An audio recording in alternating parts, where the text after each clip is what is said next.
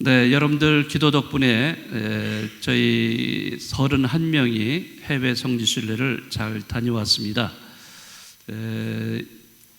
저희가 갔던 곳은 유럽의 그 알프 산맥을 중심으로 해서 그 주변에 여러 나라들을 다녔는데요.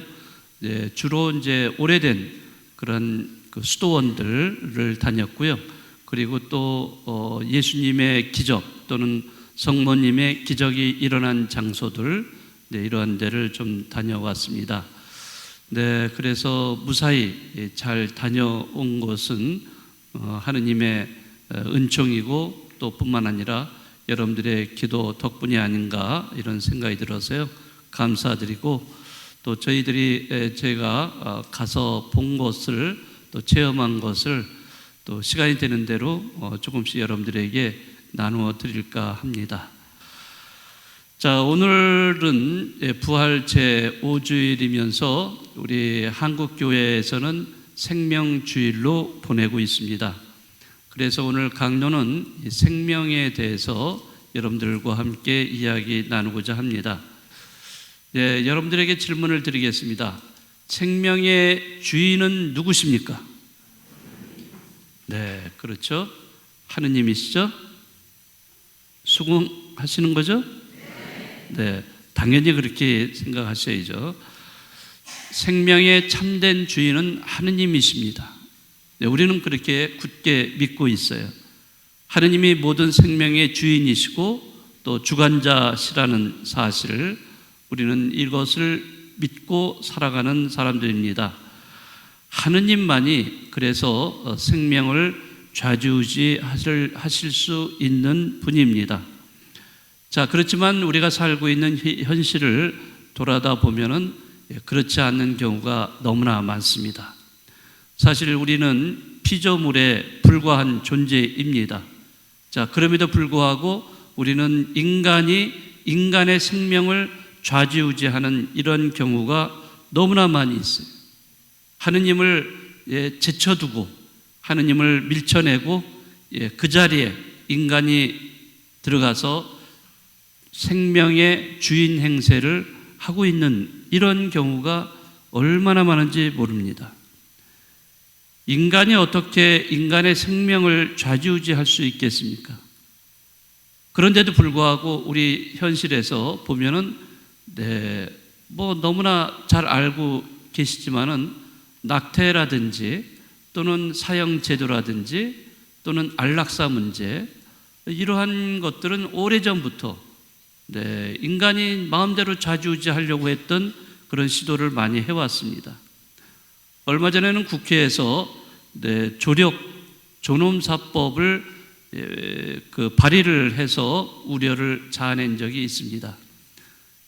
이것은 쉽게 말하자면 조력 자살이에요. 자기가 자살을 하고 싶은데 자기 혼자서는 못하니까 남이 도와주는 것을 말하고 있어요. 근데 이 남이 누구냐? 의사가 할 수 있다는 거죠. 동의를 받으면 의사가 자살할 수 있도록 그렇게 도와준다.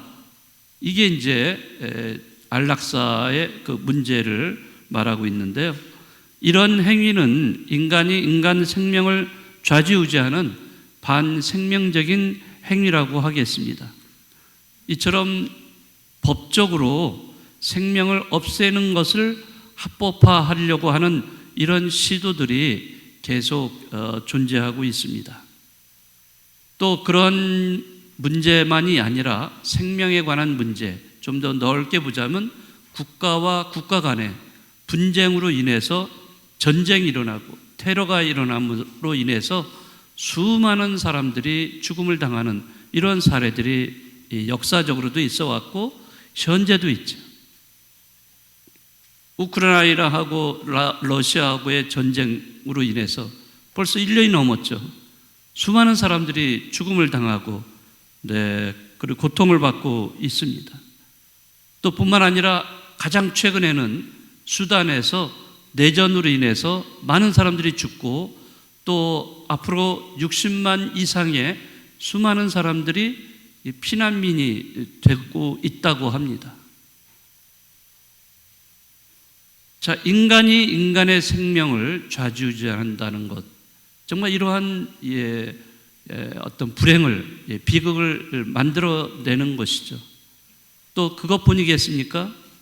또 생태계를 파괴하는 이러한 모습들이 계속 지속이 되고 있습니다. 사람들이 풍요로운 것을 좋아하고 또 편리하게 사는 것을 원합니다. 자, 그렇지만은 그런 풍요와 편안함, 이런 것 때문에 모든 것을 무절제하게 사용을 하고 또 많은 거기에는 욕망과 탐욕이 서려 있습니다.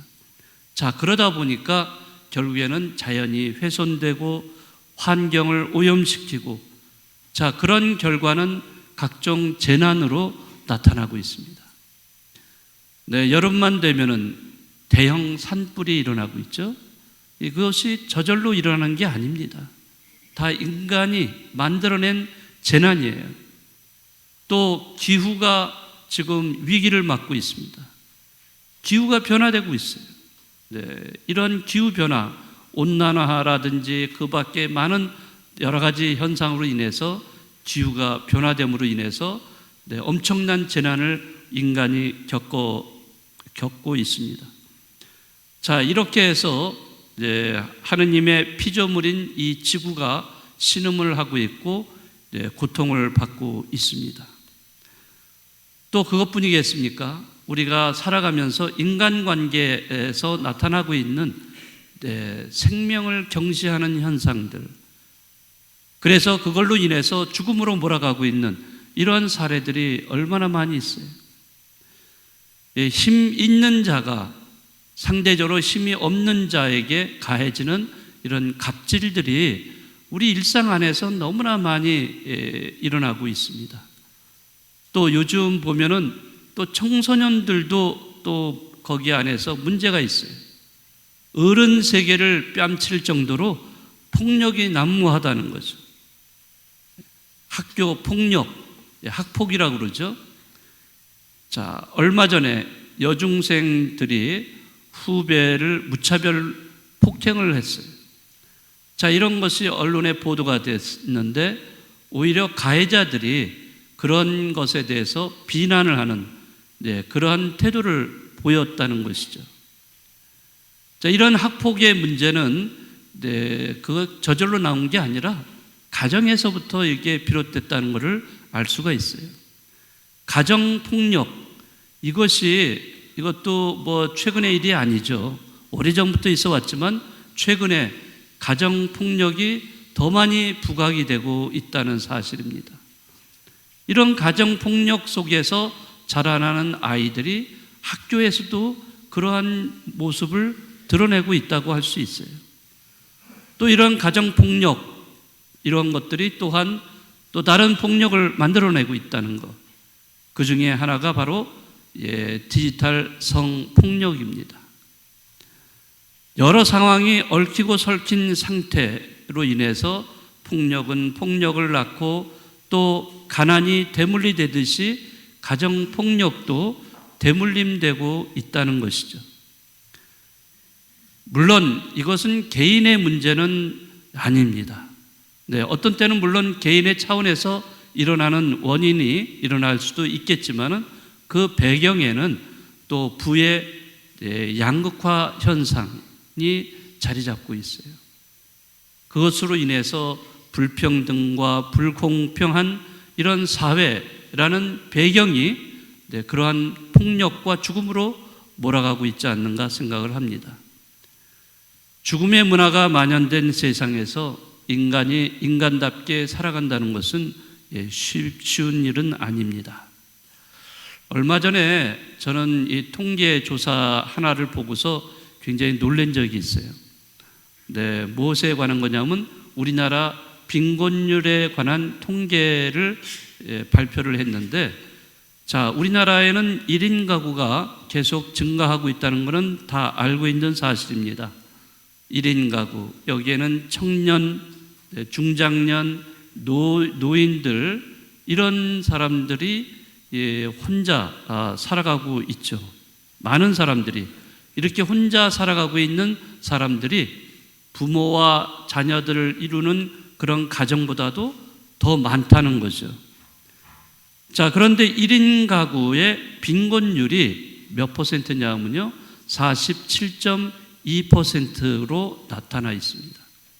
이게 무슨 얘기냐면 혼자 살고 있는 사람들의 거의 다 반 정도가, 절반이 가난하게 살고 있다는 거예요. 자, 그런데 이 통계를 좀 더 자세히 들여다보니까 65세 이상의 노인들, 노인이라고 하기에는 좀 그렇지만 어쨌든 65세 이상 된 분들, 이러한 분들이 혼자 살고 있잖아요, 많이들. 그렇게 1인 가구로 살고 있는 이런 빈곤율이 72.1%까지 나왔어요. 그건 무슨 얘기냐면 65세 이상 혼자 살고 있는 사람들의 10명 중 7명 이상이 가난하게 살고 있다는 거예요. 빈곤하다는 거예요. 자, 그 빈곤율이 이렇게 사실 증가하고 있는 이런 상황인데요. 자, 이런 그 사회적인 현상으로 나타나는 것이 뭐가 있냐면 결국에는 고독사 또는 자살률 증가로 이어지고 있다는 겁니다. 우리가 이거를 굉장히 주시해야 돼요. 겉으로 우리 한국 사회가 선진국에 들어갔다, 잘 살 나라다 이렇게 말들을 하지만은 그 속 안에 내면을 들여다보면은 이렇게 빈곤율이 높다는 것을 우리가 알 수가 있습니다. OECD 국가 중에 우리나라가 자살률이 최고입니다. 이게 올해만 그런 게 아니라 오래전부터 그 자리를 이를 위를 지켜왔다는 것을 우리는 알고 있어요. 가장 큰 이유가 뭐겠어요? 경제적인 이유 때문에 그렇습니다. 다시 말해서 우리나라는 부의 양극화 현상이 점점 심화되면서 불평등한 사회, 불공정한 사회, 이런 식으로 나아가고 있다는 거죠. 자, 그것의 결과는 살아가면서 이런 삶의 인생의 낙오자들이 많이 생겨나고 있는 거예요. 우리 사회 안에 낙오자들 또는 변두리 인생으로 살아가는 사람들이 많이 생기면서 결국에는 자살 아닌 자살로 수많은 생명이 쓰러져 가고 있는 이런 것이 바로 우리 사회의 현실입니다. 네, 너무 제가 어두운 면만 말씀을 드려서 조금 마음이 복잡할 수도 있겠습니다. 네, 그렇지만 우리가 이 현실을 우리는 부정할 수는 없어요. 네. 그렇지만은 이러한 현실 속에서, 고통스러운 현실 속에서도 우리는 희망을 바라보는 사람이 바로 신앙인들이죠. 네, 예수님께서는 여기에 대해서 우리에게 좋은 말씀을 들려주셨죠. 바로 착한 사마리아 사람의 비유 이야기입니다. 이 착한 사마리아 사람의 비유 이야기는 이 현재 우리 이러한 어떤 사회적인 모순 속에 살아가면서도 우리 신앙인으로서 해야 될 역할을 말씀을 해주고 계십니다. 자, 착한 사마리아 사람 비유 이야기에서도 보면은 길거리에서 죽어가는 사람이 있어요. 자, 많은 사람들이 죽어가는 사람을 보면서 어떻게 합니까? 그냥 지나가죠. 괜히 관여했다가는 자기만 손해볼 테니까 그냥 지나가, 무관심, 외면하고 냉대하면서 지나가요. 그러나 사마리아 사람만은 그 사람에게 다가가서 그의 상처를 치유를 해줍니다. 자, 그런데 그 비유 말씀은 여기서 끝나질 않습니다. 여기에서 더 나가서 그 사마리아 사람은 자기가 타고 온 나귀에 그 죽어가는 사람을, 치료한 사람을 올려서 태우고 어디로 갔어요? 여관으로 갑니다. 그리고 이 여관의 주인에게 이 사람이 다 나을 때까지, 내가 돌아올 때까지 치유를 해달라라고 하고서 떠나갑니다. 자, 바로 여기 비유 이야기에서 우리는 우리가 주시해야 할 대목이 있습니다. 우리가 기존의 돌봄에서는 주로 시혜적인 역할을 많이 했어요. 어려운 사람에게 물질적으로 이렇게 도움을 많이 줬어요. 일방적으로 이렇게 도움을 주고 개인적인 차원에서 끝났어요. 그러나 그것은 이 시대에는 그것은 적합하지가 않아요. 새로운 돌봄 시스템이 필요하다는 거죠. 바로 이 비유에 나오는 여관과 여관 주인이 이러한 그 돌봄의 새로운 인프라를 이야기하고 있는 것입니다. 인프라가 조성이 돼야만 지속 가능한 돌봄이 이루어질 수가 있다는 거죠. 이제는 돌봄을 하더라도 체계적이고 조직적인 그러한 면이 필요하다는 것입니다. 그래서 이제는 사회복지라든지 이런 돌봄 시스템, 이런 것이 시스템화되어야 돼요.